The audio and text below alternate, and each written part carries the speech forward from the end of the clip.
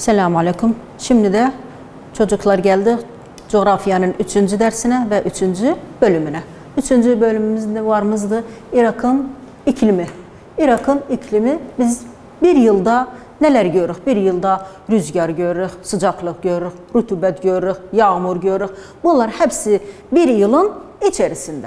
Bu ne diyenler? İklim diyor. İklim bir yıl içerisinde yağmur, sıcaklık derecesi, rutubet, rüzgar oluşturur. Bu iklim tanıtmasıdır. İklim bir yıl içerisinde yağmur, sıcaklık derecesi, rutubet ve rüzgarın ortaya çıkar.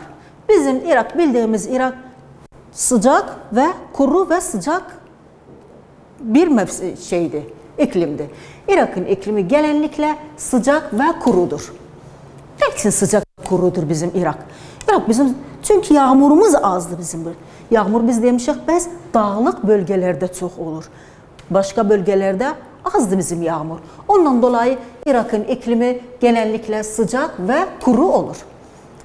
Şimdi gelelim. Direkt yağmur az miktarda yağması. Ondan dolayı Irak sıcaktır. Sonra gelir nemlik oranı düşük olması. Nemlik, rutubetimiz de yok, nemlikimiz yoktu.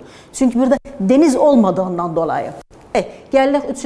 güneşin ışının vurması. Güneşi de bizim çok sıcak olur. Güneş burada ışının vurması çok düz gelir ve ondan dolayı Irak çok sıcaktı yani. Mevsimimiz bizim, yılda bizim takriben 7 ayımız hep sıcaktı. 3 ay bahada varımızdı, kıştı. Bir ay olmaz bahardı, o biri de sonbahardı. Bu iklim, Irak'ın iklimi dedik. Irak'ın iklimi genellikle sıcak ve kurudur. Neden?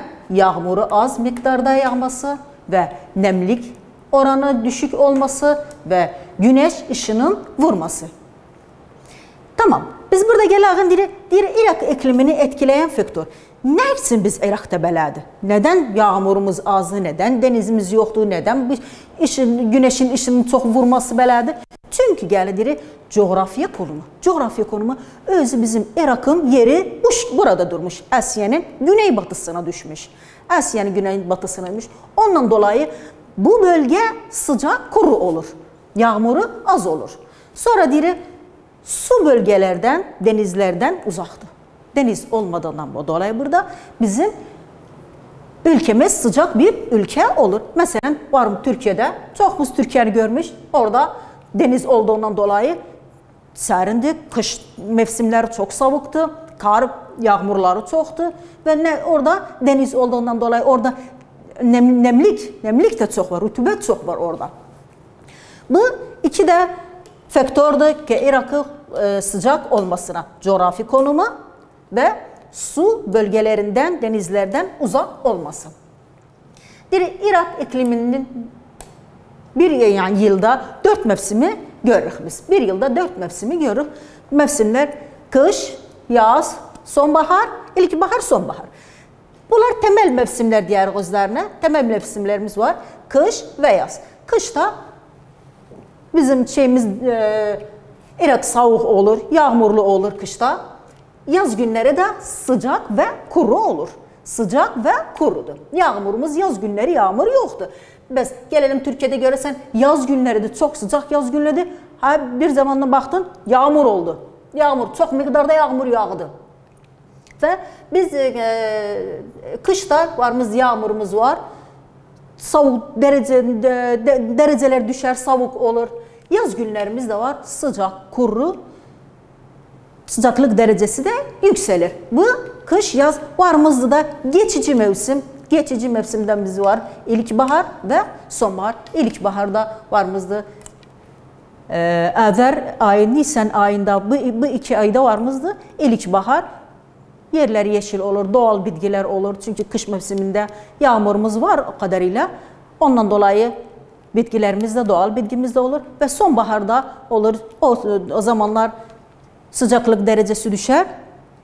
Güzel yerler güzel olur ve varımızda sonbahar. Sonbaharda bunlar geçici mevsimdi. Bu da şimdi biz bu girdiğimiz bugün ilk gündü, sonbahara girmişik. Bugün ilk günümüzdü, sonbahara girmişik. Bu da varımızdı Irak'ın iklimidir. Irak'ın iklimi genellikle sıcak, kuru iklim. Bir de siz için şeydi, tekrarlayayım. İklim bir yıl içerisinde yağmur, sıcaklık derecesi, rütubet, rüzgar oluşur. Bir yılın içinde biz bunları hepsini görürük.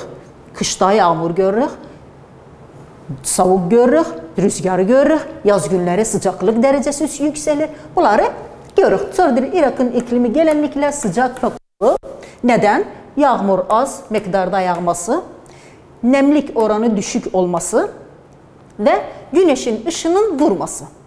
Güneş ışının vurması. Sonra Irak'ı etkileyen faktörler nelerdir? Neden Irak bu şekilde yani? Bizim çoğumuz bu da böyledir. Neden? Çünkü coğrafi konumu. Coğrafi konumuz çünkü bizim Irak düşüp Asya kıtasının güneybatısına. Asya kıtasının güneybatısına düşüptü. Sonra varımızda bizim bu bölgede denizlerden uzağımız. Denizden uzak olduğumuzdan dolayı belədir. Sonra varımızda Irak ikliminde bir yılda 4 mevsim yaşar. İlkbahar, yaz, sonbahar, kış.